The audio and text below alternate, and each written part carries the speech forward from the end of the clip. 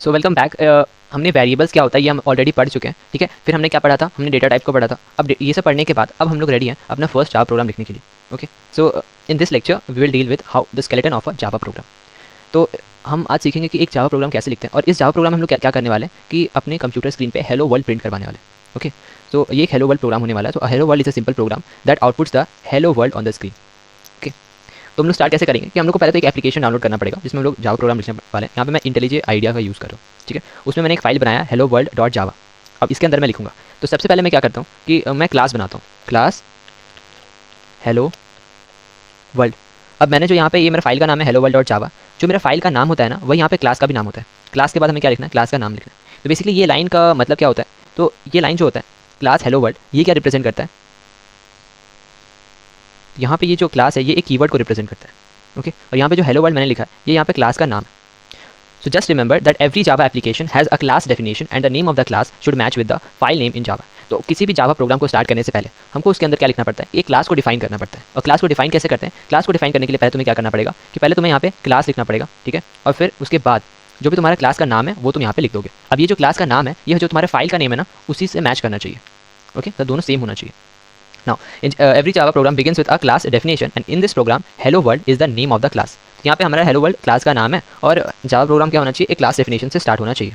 तो हमने class definition से तो स्टार्ट किया है, और जो फाइल का नाम है वो मेरे क्लास का भी नाम है, ठीक है। अब मैं यहाँ पे क्या दे रहा हूँ, कर्ली ब्रेसेस को ओपन और क्लोज करो, ठीक है। अब ये कर्ली ब्रेसेस क्या रिप्रेजेंट करते हैं, ये बेसिकली कोड ब्लॉक्स को रिप्रेजेंट करते हैं, ठीक है। तो कोड ब्लॉक्स क्या होते हैं, so a code block in a Java is used to group two or more statements. The code in the Java always starts with a curly braces and ends with a curly braces. तो अब जो भी तुम यहाँ पे class बनाए हो तो इसको तुम कर्ली ब्रेसेस से ओपन करोगे और कर्ली ब्रेसेस से क्लोज करोगे। मतलब यहाँ पे कर्ली ब्रेसेस के बाहर तुमको कुछ नहीं लिखना है। अब जो भी तुम लिखोगे इस कोड ब्लॉक के अंदर ही लिखोगे, ठीक है।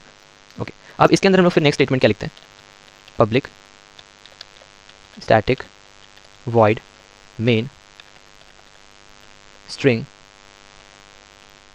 args, और फिर यहाँ पे हम लोग कर्ली ब्रेसेस ओपन करने वाले हैं। तो अब ये जो कर्ली ब्रेसेस है यहाँ पे ये क्या रिप्रेजेंट करता है, ये फिर से कोड ब्लॉक है। और ये कोड ब्लॉक किसका है, तो ये इस मेन मेथड का कोड ब्लॉक है, ठीक है। ये वाला कर्ली ब्रेसेस जो था ये क्लास का कोड ब्लॉक था। अब ये वाले किसके हैं, ये इस पब्लिक स्टैटिक वॉइड मेन, मतलब ये एक मेन मेथड होता है, इसका कोड ब्लॉक है, ठीक है। तब ये भी जो मेथड है इसके अंदर हम कुछ भी लिखेंगे तो ये किसको बिलोंग करेगा, इस मेन मेथड को बिलोंग करने वाला है। ओके, सो मेन मेथड होता क्या, तो बेसिकली मैंने जो यहाँ पे पब्लिक स्टैटिक वॉइड मेन लिखा है ये क्या होता है, this is a main method.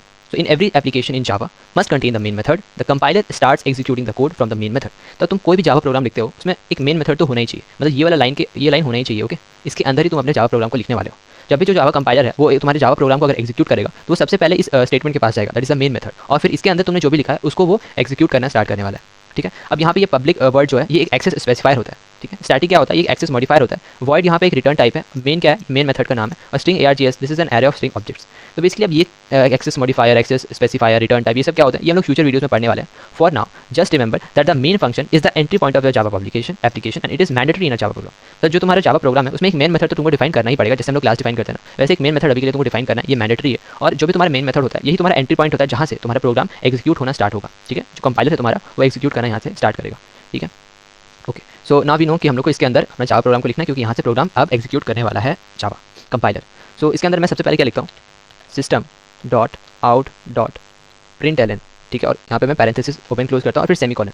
अब ये system dot out dot print L N क्या है, तो ये system dot out dot print L N basically एक मेथड होता है, ठीक है। तो ये क्या करता है कि ये इसके अंदर अभी जो पैरेंथेसिस है इसके अंदर तुम कुछ भी अगर पास करते हो ना आर्गुमेंट, तो कुछ भी पास करते हो तो उसको प्रिंट करवा देता है। So system dot out dot println is used to print an argument that is pass to it. तो इस ब्रैकेट्स के अंदर तुम जो भी पास कराओगे जावा क्या करेगा, उसको प्रिंट करवा देगा स्क्रीन पे, ठीक है। यहाँ पे सिस्टम क्या होता है, ये भी एक क्लास होता है। आउट क्या होता है, it is an instance of a print stream. और प्रिंटलन क्या होता है कि it prints any argument pass to it and adds a new line to the output. अब ये क्लास क्या होता है और ये आउट की सिस्टम आउट, ये सब हम लोग फ्यूचर वीडियोस में धीरे धीरे पढ़ेंगे। अभी के लिए बस याद क्या रखना है तुम्हें, समझना क्या है कि ये जो system dot out dot println है ये क्या करवाएगा कि तुम इस आर्गुमेंट के अंदर कुछ भी पास करो वो बेसिकली जावा पहले तो उसको यहाँ पे प्रिंट करवा देगा एक स्टेटमेंट में, और फिर यहाँ पे लाइन चेंज करके कर्सर क्या आ जाएगा, दूसरे स्टेटमेंट में कर्सर आ जाएगा, दूसरे लाइन में। ओके, एक लाइन में जो भी तुमने दिया वो प्रिंट करवाया और फिर कर्सर दूसरी लाइन में आ जाता है। ओके, सो इसको हम लोग यूज़ कैसे करेंगे कि यहाँ हमने system dot out dot println तो लिख दिया। अब इसके अंदर हम लोग कुछ भी लिखेंगे वो क्या हो जाएगा, प्रिंट हो जाएगा, ठीक है। जैसे कि हम लोग यहाँ पे लिखते हैं हेलो वर्ल्ड,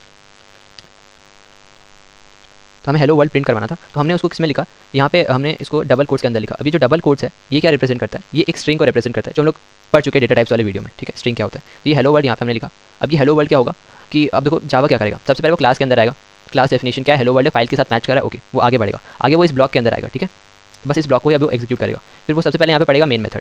अब मेन मेथड है, अब यहीं से प्रोग्राम जो होता है वो रन होना स्टार्ट होता है। तो यहाँ पे फिर वो अंदर जाएगा और पढ़ेगा system dot out dot println. तो ये पढ़ के वो क्या सोचेगा कि मुझे जो भी अब मैं इस पैरेंथेसिस के अंदर जो भी पास है उसको बस मुझे प्रिंट करवाना है। तो यहाँ पे क्या पास है, हेलो वर्ल्ड। तो ये देखो सेमी कॉलन डबल कोट तो नहीं प्रिंट होगा, जो भी डबल कोट्स के अंदर है वो बस प्रिंट होने वाला है, ठीक है। तो हेलो वर्ल्ड प्रिंट होने वाला। अब मैं इस प्रोग्राम को यहाँ पे रन करता हूँ।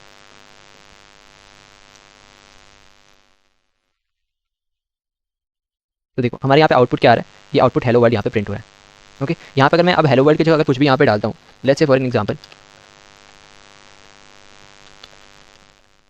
कोडिंग कॉर्नर, और फिर मैं अब इस प्रोग्राम को रन करता हूँ,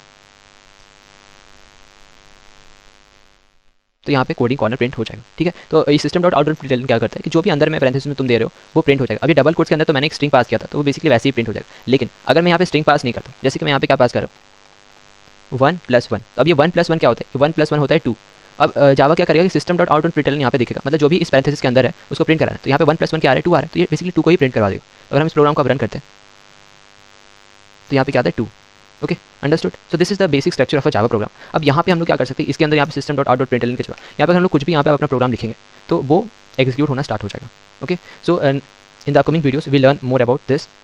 सो फॉर हियर अभी तक हम लोग क्या पढ़ें कि the Java program must have a class definition, and जो क्लास डेफिनेशन है वो फाइल नेम से मैच करना चाहिए। दूसरा, मेन मेथड जो होता है वो क्लास डेफिनेशन के अंदर होता है और यहीं से जो एग्जीक्यूशन है वो स्टार्ट होता है। Java compiler execute the code starting from the main function, ठीक है। So if you have any questions or suggestions, you can comment down in the chat section. Okay, that's all for this video. You can subscribe the channel and stay